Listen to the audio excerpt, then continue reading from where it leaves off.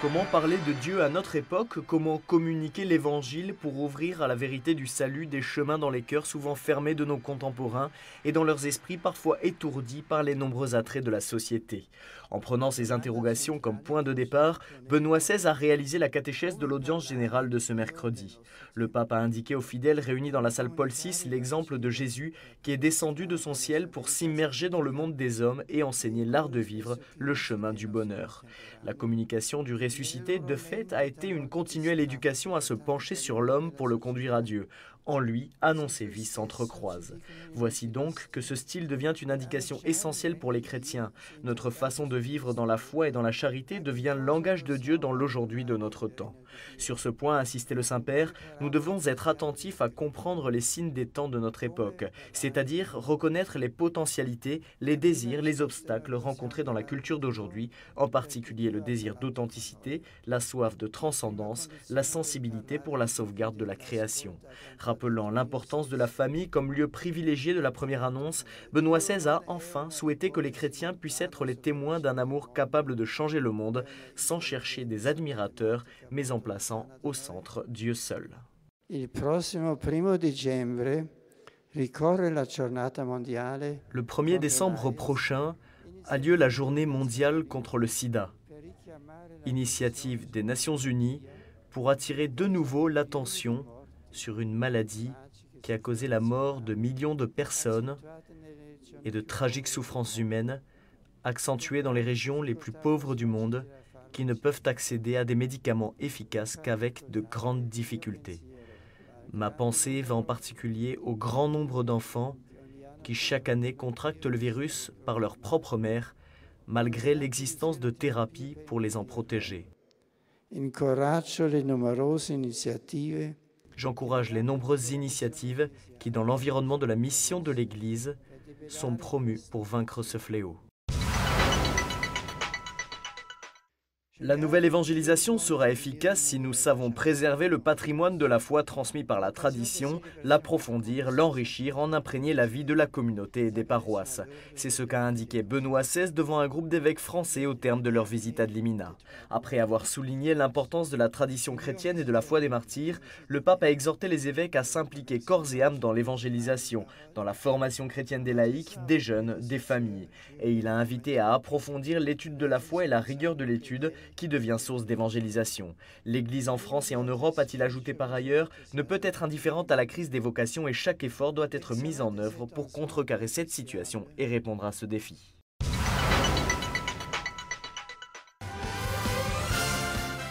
Dans un festival de couleurs entre charme et folklore, le monde polyphonique des forains a défilé ce samedi dans la salle Paul VI. Ils sont en pèlerinage à Rome à l'occasion de l'année de la foi.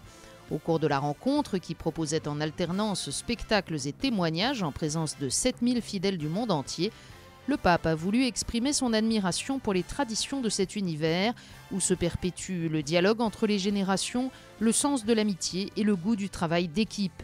Ces métiers exigent des renoncements et des sacrifices, de la responsabilité et de la persévérance, du courage et de la générosité, a dit Benoît XVI, autant de vertus que la société d'aujourd'hui ne sait pas toujours apprécier. Il a mentionné également les nombreuses difficultés liées à la vie itinérante pour l'instruction des enfants, la recherche de lieux adaptés pour les spectacles et les permis de séjour pour les étrangers. Je souhaite que les administrations publiques s'engagent pour la protection des forains et j'encourage chacun à dépasser les préjugés, a-t-il dit. Ainsi vous aussi, alors que vous faites attention à la qualité de vos performances et de vos spectacles,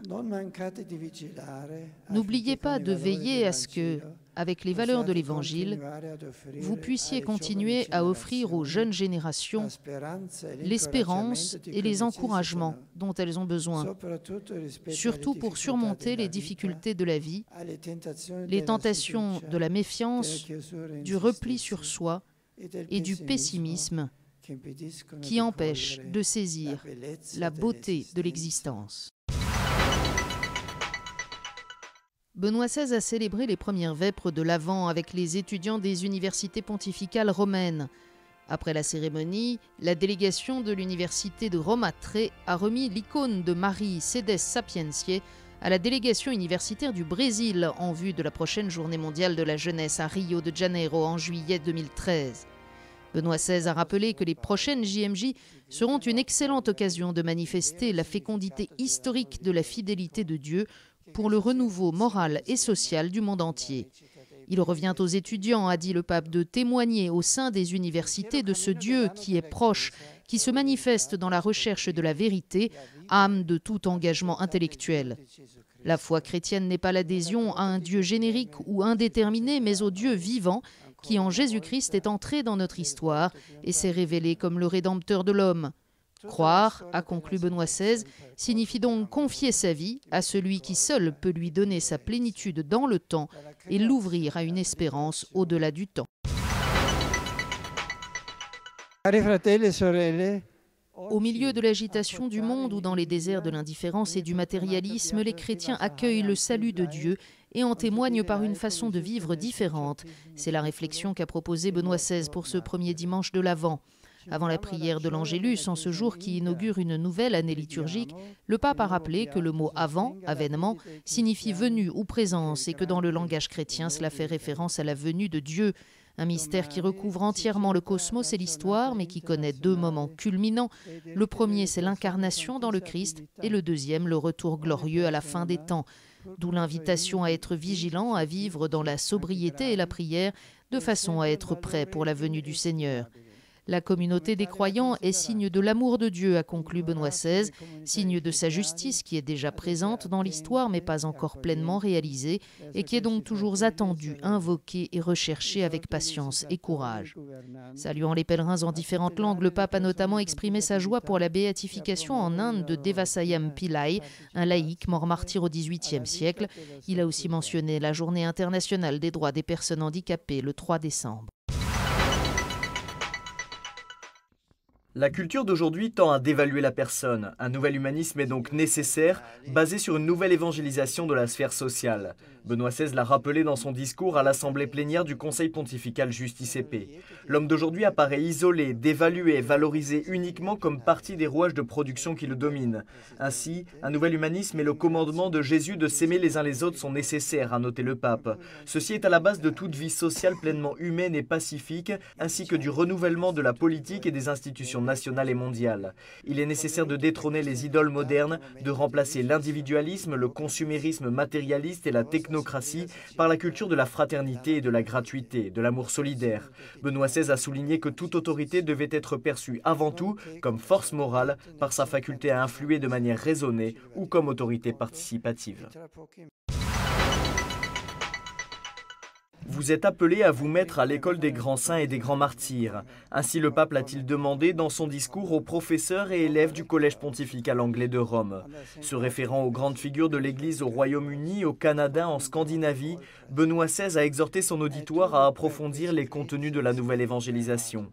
Évoquant ensuite son voyage en Grande-Bretagne en septembre 2010, Benoît XVI a souligné avoir constaté alors le grand besoin de nourriture spirituelle. Parlez de l'Évangile avec amour à vos contemporains, a conclu le pape. Vivez une vie sainte, laissez-vous inspirer par l'Esprit Saint et les fruits seront récoltés en abondance. Bonjour, entamée fin septembre, la visite ad limina des évêques français à Rome vient de s'achever ce lundi et l'heure est donc au bilan. Par rapport à la dernière fournée de visite, il y a 8 ans déjà, il y a d'abord quelques différences fondamentales. Outre que le pape a changé, évidemment, les modalités de rencontre avec lui sont différentes. Plus de tête-à-tête de 10 minutes avec le pape pour chaque évêque, mais une rencontre en petits groupes de province pendant près d'1 heure. Force est de constater, ce sont les évêques eux-mêmes qui le disent, qu'ils ont pu ainsi passer plus de temps avec lui sur des questions à approfondir. Autre nouveauté, il y a ici un dicaster de plus, le Conseil pontifical en charge de la nouvelle évangélisation. Et là, comme partout ailleurs, les évêques disent avoir été accueillis très chaleureusement, avec un peu moins de hauteur parfois que par le passé, expliquant cela en particulier par le rôle de laboratoire qu'a acquis la France, l'Église qui est en France, en étant l'une des premières à avoir dû affronter la forte sécularisation. Comme la semaine passée, je vous invite à lire le discours que le pape a adressé en fin de semaine aux évêques venus ici, au dernier groupe d'évêques venus ici en visite ad limina, les prélats du sud-est et du midi de la France, et à lire l'ensemble de ces 3 discours que le pape a prononcés devant les évêques français depuis septembre. Les 3 discours, a dit le pape, constituent d'ailleurs un triptyque idéal dont la base serait celui qu'il avait prononcé, souvenez-vous, en 2008, c'était en France lors de son séjour, en particulier à Lourdes, devant l'ensemble des évêques. Les thèmes abordés ces dernières semaines par le pape sont ceux que les évêques ont aussi touché avec les responsables de la curie romaine lors de leurs nombreux rendez-vous. La formation des séminaristes, le rôle indispensable des laïcs, l'évangélisation, l'importance de l'école catholique, la défense de la vie et du mariage, l'engagement des chrétiens en politique, le dialogue des cultures et des religions, l'œcuménisme ou encore le souci de la liturgie et d'autres encore. Au-delà du contenu, il ne faudrait enfin pas oublier que les évêques français sont venus ici prier sur les tombeaux des apôtres Pierre et Paul. Ils ont tous témoigné d'ailleurs de la force de leur temps de prière et de célébration dans les basiliques romaines, sans parler du temps de partage fraternel qu'ils ont pu avoir ici, déchargé au moins un temps de leurs soucis pastoraux et diocésains. Je vous dis à la semaine prochaine.